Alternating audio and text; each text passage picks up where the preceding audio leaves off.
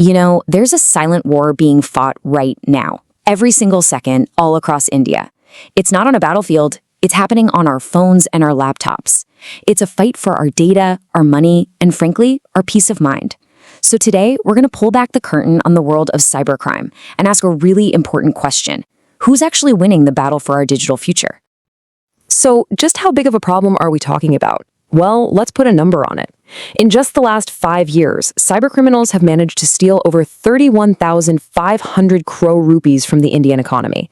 And let's be clear, that's not just some abstract number on a screen. That's real people's savings, that's businesses thrown into chaos, and it's a whole lot of shattered trust. Okay, so let's make sure we're all on the same page. What do we even mean by cybercrime?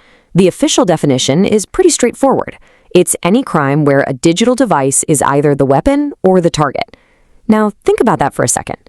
That means it's so much more than just hacking. We're talking fraud, harassment, extortion, the whole shebang. Understanding just how broad this is, well, that's the first step to seeing how many different threats are out there.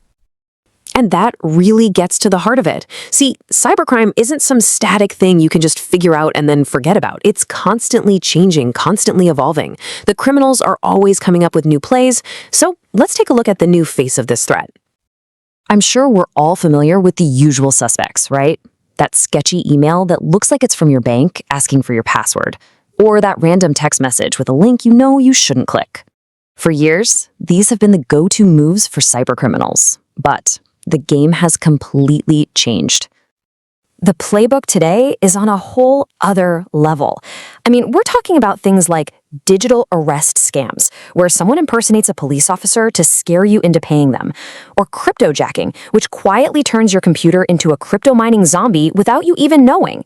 And maybe the scariest of all, deepfake scams, using AI to create incredibly realistic fake videos to blackmail people.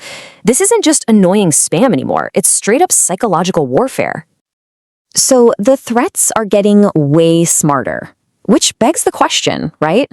Why is this all blowing up right now? What's the fuel for this fire? Let's dig into the forces behind this massive surge.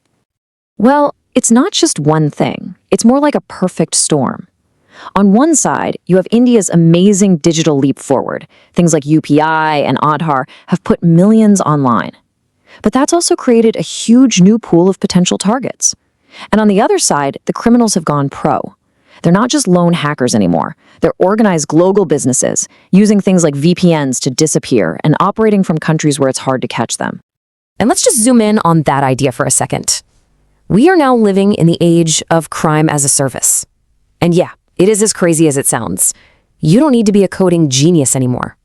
Anyone can just go on the dark web, browse a menu, and basically order a cyber attack kit, sometimes even with customer support. This has made it so much easier for bad actors to get in the game, and it's flooding the internet with new threats. And here's where it gets really dark. This isn't just about code and money. There's a devastating human cost. This quote from the CBI, it's absolutely chilling. It confirms the human trafficking is now a part of this. People from India are being tricked, taken to other countries, and then forced to work in these scam factories. It's horrific. They're victims themselves, forced to become the face of these criminal operations. And that really brings us to the true cost of all this, which, goes way beyond any financial report. We really need to talk about the real-world impact, the stuff you can't just count up on a balance sheet. The damage just ripples outward. Yeah, of course, there's the money that's lost. But these attacks also put our critical infrastructure at risk. We're talking about the power grids, the banking systems. They also cause deep psychological harm. And maybe the most dangerous thing of all, they wear away at our trust in the very digital systems we've come to rely on. We have to look past the numbers. For someone who's a victim of sextortion or cyberstalking or deepfake scam, the scars are invisible, but they are incredibly deep. We're seeing real emotional trauma, mental health crises, especially among students and young people. This is the hidden toll of cybercrime, and in the most tragic situations, it can be absolutely devastating. Okay, so the problem is vast, it's complex, and it's incredibly damaging. But this is not a one-sided story. India is fighting back, and it's doing so with a coordinated digital defense. So let's look at the counterattack. So who's on the front lines? Well, it's a team effort. You've got I4C, which is kind of the central command hub. They run the National Helpline, 1930. Then there's CERTIN. Think of them as the digital first responders for any big security breaches.